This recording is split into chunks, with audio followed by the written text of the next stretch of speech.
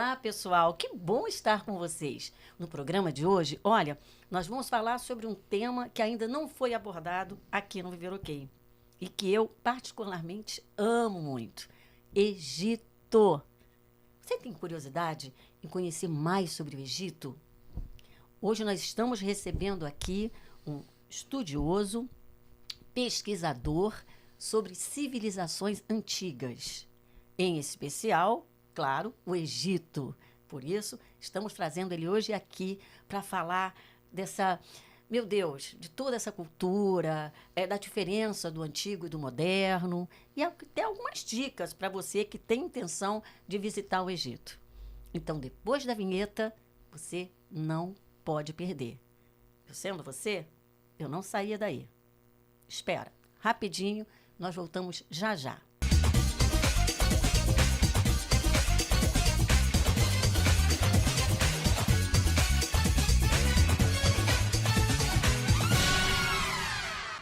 Bem, pessoal, e como eu havia dito no início da matéria, hoje eu estou aqui com essa pessoa querida, estudiosa, gente que tem know-how no assunto, porque é um pesquisador, meu querido, meu amigo, Paulo Iannuzzi. Paulo, muito obrigado. Gratidão por você estar aqui, para a gente poder, isso é quase um mantra, viu, gente? Beber dessa fonte. Eu digo sempre isso porque, geralmente, os nossos entrevistados, no geral, são pessoas que têm embasamento, alicerce, e vêm para cá porque sabe do que estão falando. E é por isso que você está aqui, para falar sobre o Egito. Então, seja bem-vindo. Muito obrigado, pelo menos eu me esforço. Olá a todos, é um prazer, uma satisfação estar aqui, cumprindo esse gentil convite da TV Max, aqui na figura querida e extremamente simpática da Denise. Obrigada. E estou à disposição de todos vocês. Muito obrigado por estarem aí, apoiando, prestigiando, ao lado desse trabalho.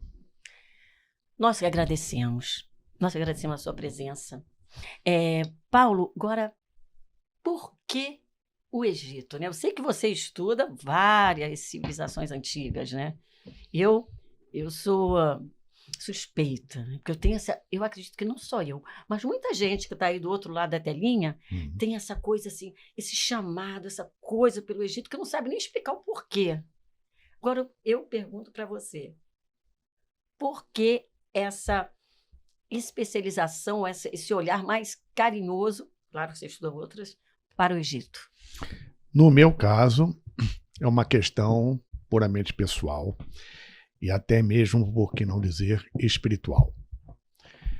Mas o Egito, ele tem uma questão muito interessante, porque muita gente não gosta e quem gosta não apenas gosta, é apaixonado, enfim, sim. Se vincula muito fortemente. Não se sabe, obviamente, o motivo disso, mas é uma civilização para lá de milenar, como outras também, cada um se identifica com uma forma, e essas civilizações antigas são complementares. Não apenas no sentido científico, nos referindo, nos reportando à arqueologia, à egiptologia, no caso do Antigo Egito. Ele contém muito mais, ele contém essa aura de mistério, energia e tal, que transcende o processo científico e a visitação, a observação superficial do que tem ali, né?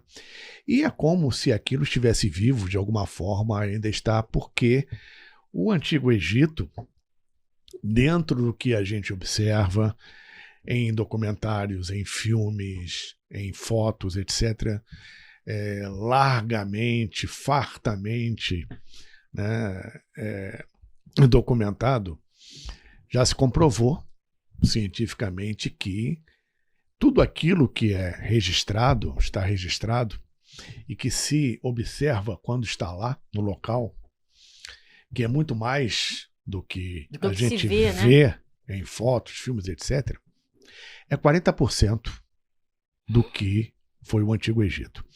Mais da metade do Egito ainda está debaixo da areia do deserto e a cada dia é diário o processo de descoberta de artefatos que muitas vezes o país, por viver de turismo, quando ele está abaixo, revela ao público determinadas descobertas que já foram realizadas antes.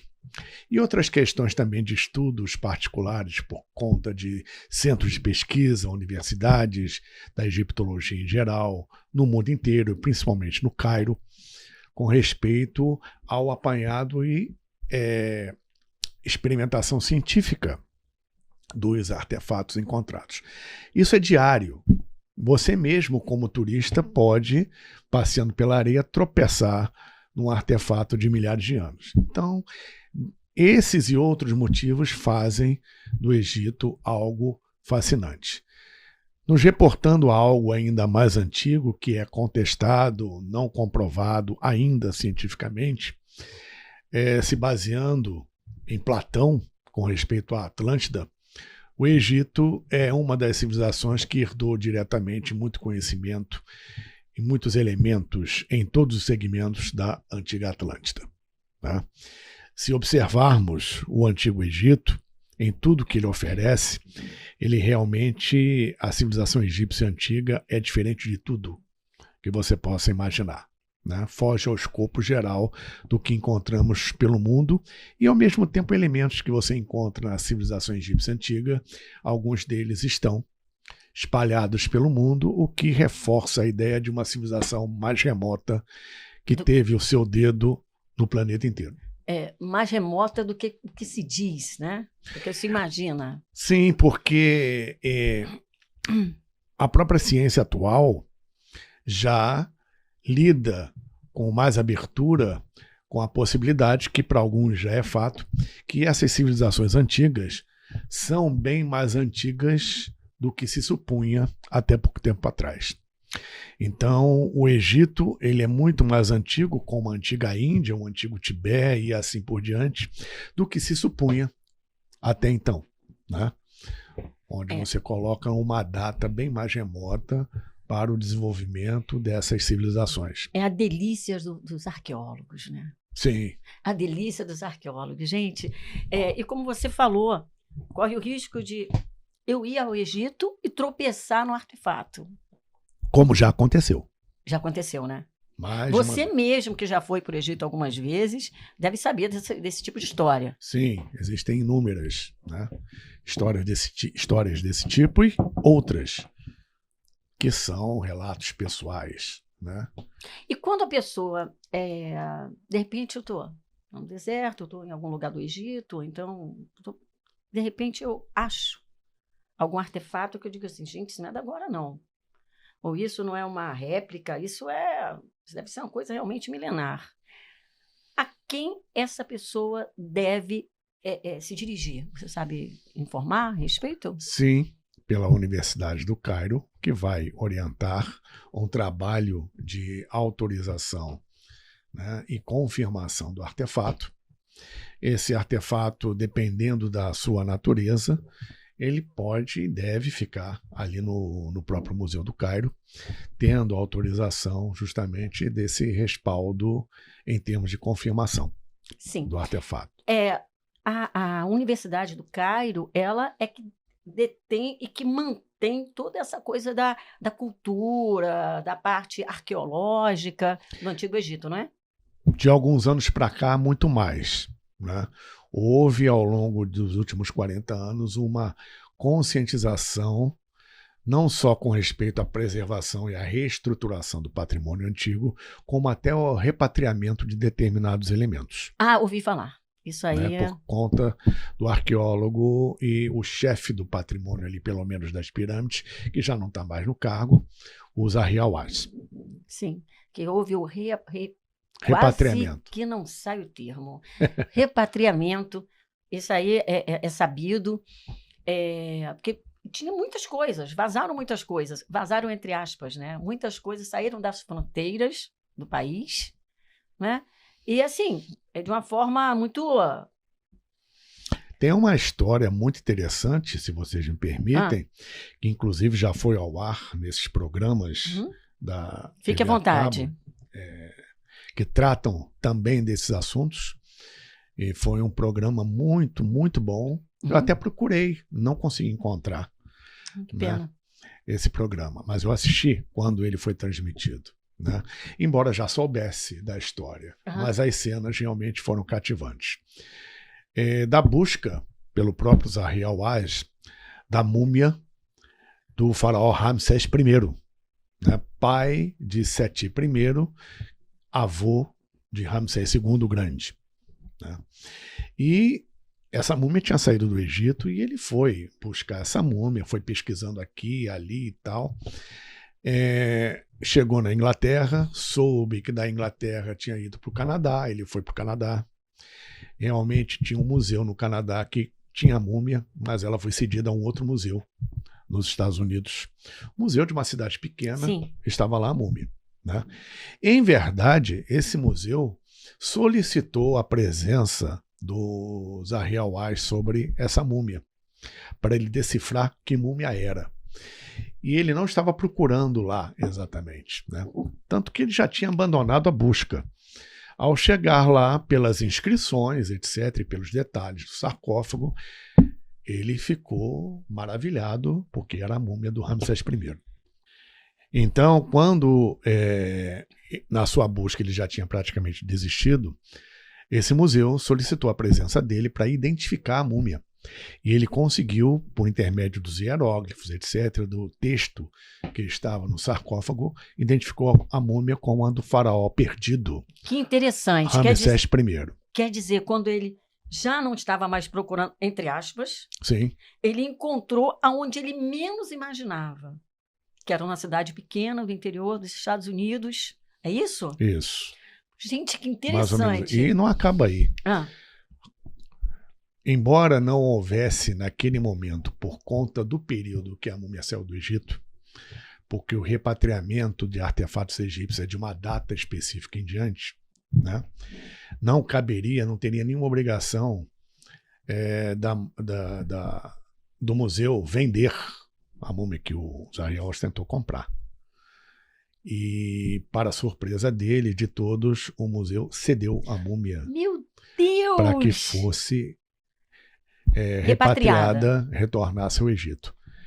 E não parou aí.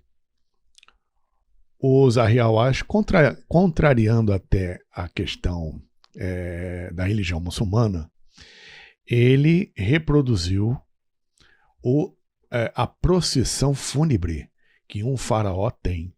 Ele reproduziu todo o ritual que existia naquela época de reconduzir uma múmia à sua tumba. Meu Deus, que lindo, As cenas que sobre isso foram fantásticas. Eu me arrepio até hoje. Né? Mas deve ser emocionante mesmo. Porque tem todo um processo ritualístico, claro, para o enterro de um faraó, né? Todo um processo até místico, sim, magístico, por que não dizer, com certeza, espiritual, todo um processo envolvido que foi reproduzido numa procissão levando o sarcófago até. Toda uma crença repleta de ritos. Exatamente. De ritos, né? É uma coisa ritualística mesmo.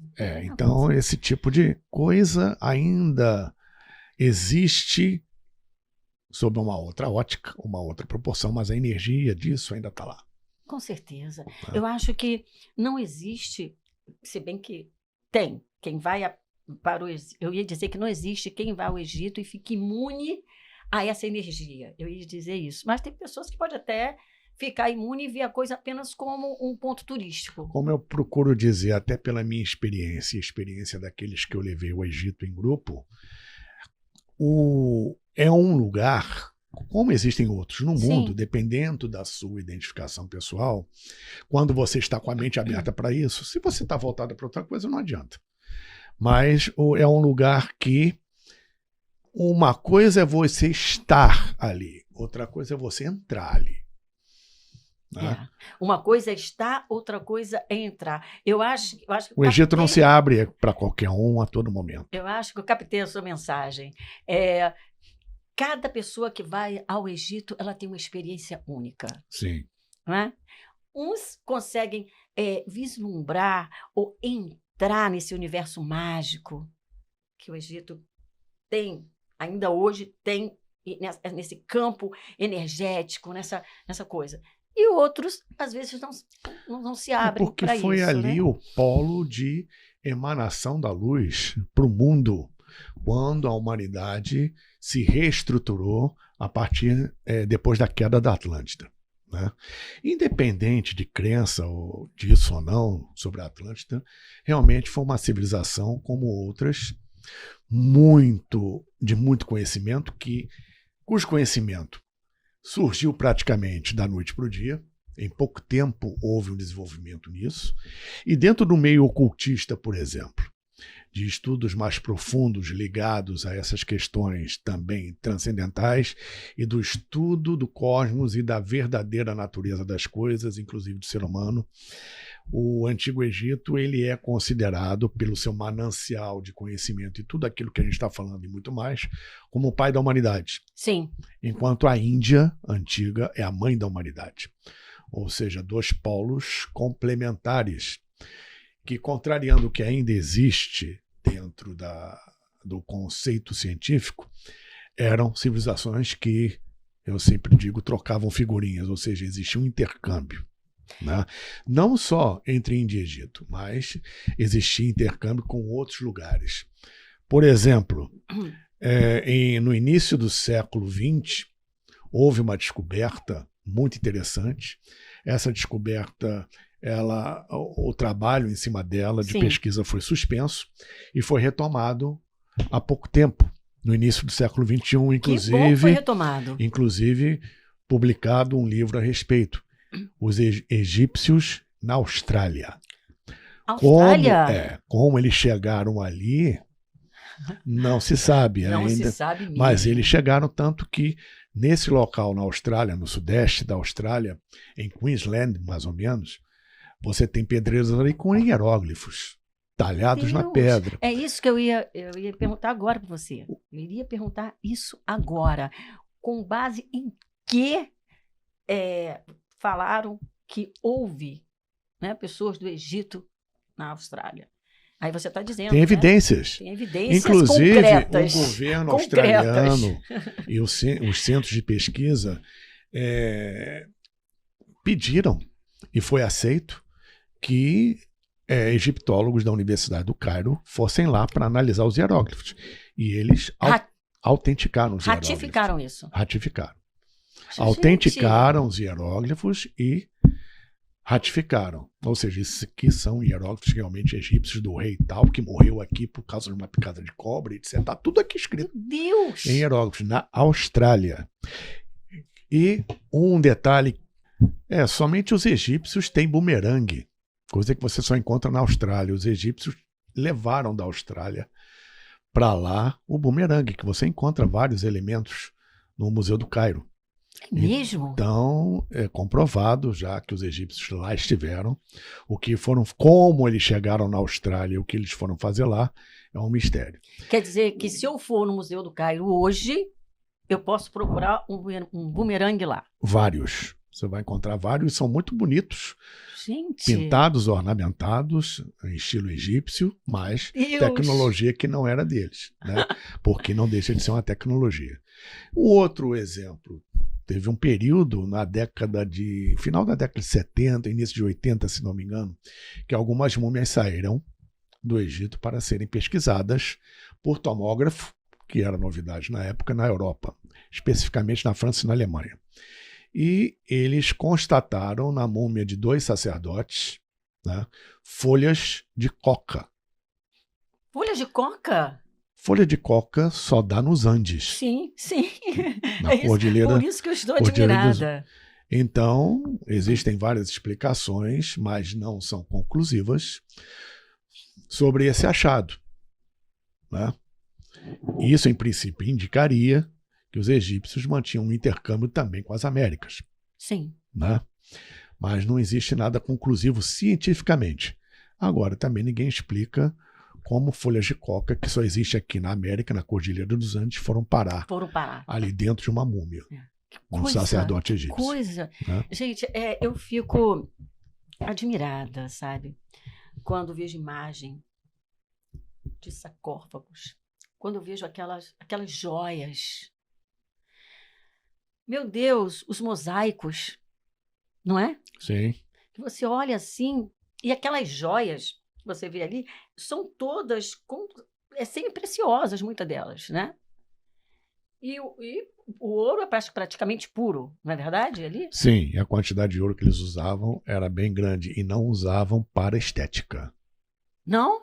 Não. Inclusive essas pedras preciosas e semi-preciosas, muitas delas eram para ornamento, mas outras tinham uma finalidade de captar ou emanar vibrações, energia.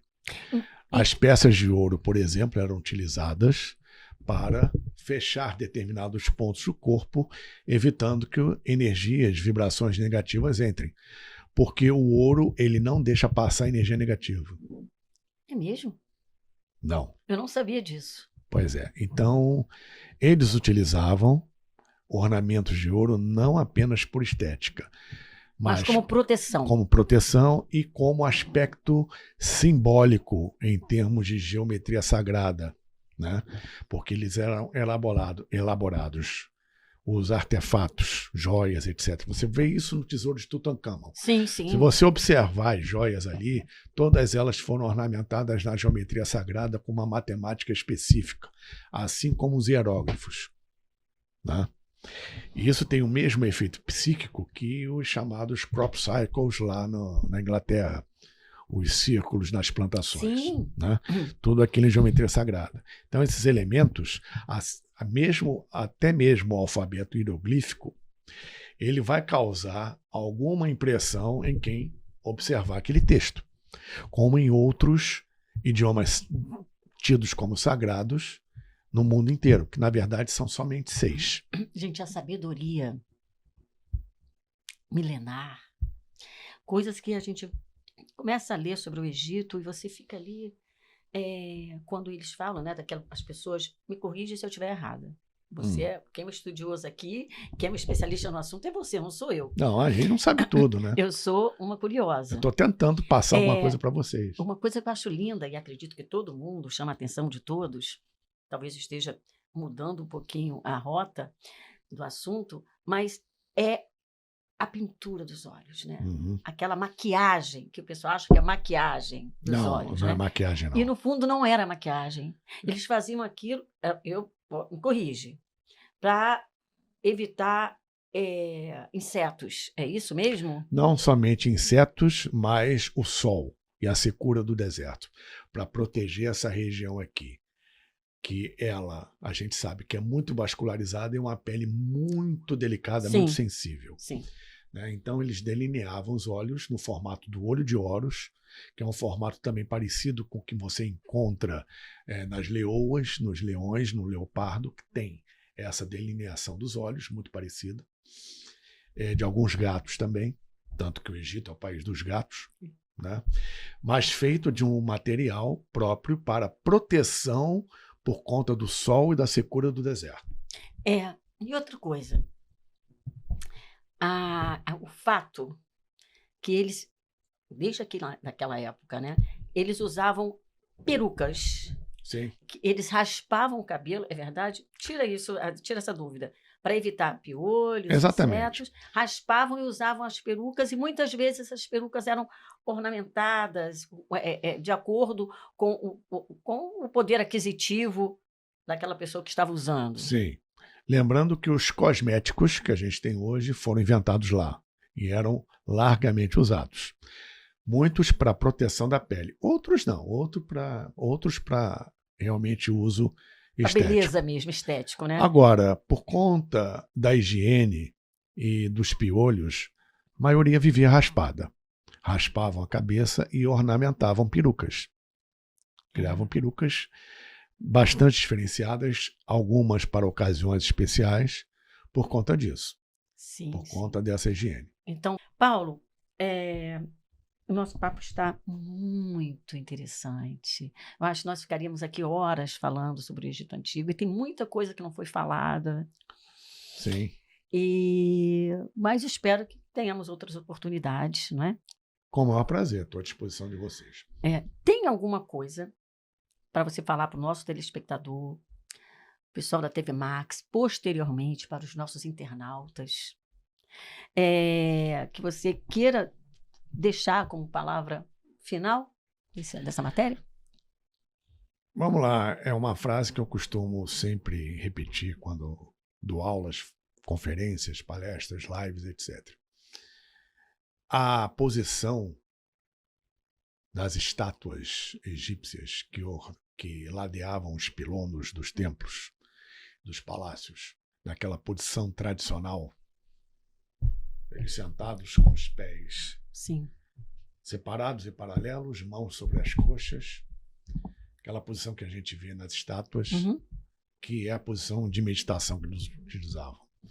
E aquela posição significa pés no chão, olhos no horizonte e mente no infinito, porque não há deserto que nunca se acabe. Olha, isso foi profundo. Não há deserto que nunca se acabe. Isso aí. É isso aí. Isso aí é um recado para vocês, viu, gente? E para mim também. Olha, as redes sociais do Paulo, qual que você desejaria que nós colocássemos aqui na tela para o seu Instagram? O arroba Paulo Iannuzzi, Pilar de Neves. Pronto. Tá tudo aí. Olha, pessoal, você já sabe, o programa vai no ar na quinta-feira, com reprise na segunda, às 15h40. Depois nós vamos para o canal do YouTube do Viver OK. E aí sim vocês podem, quem perdeu a matéria completa, ou quem sabe de outra pessoa que gosta muito do Egito, que tem curiosidade, pode compartilhar com seus amigos, com seus parentes, com quem você quiser. Está ali para isso. E você também pode deixar comentários lá, que o Paulo vai nos ajudar a responder. Com certeza. Não é? Até dentro do nosso próprio canal. Não é, Paulo? Lá do YouTube. Isso aí. Viver OK. Então, meu querido, eu agradeço a você, gratidão. Eu que agradeço a todos vocês que estiveram até aí conosco. E vocês viram que a minha voz hoje não está legal, estou rouca, tentei fazer o programa da melhor forma possível, então perdoa a rouquidão. Esse programa sempre é feito pensando e para você. Espero que tenham gostado do tema de hoje. A minha gratidão e até a próxima. Tchau, tchau.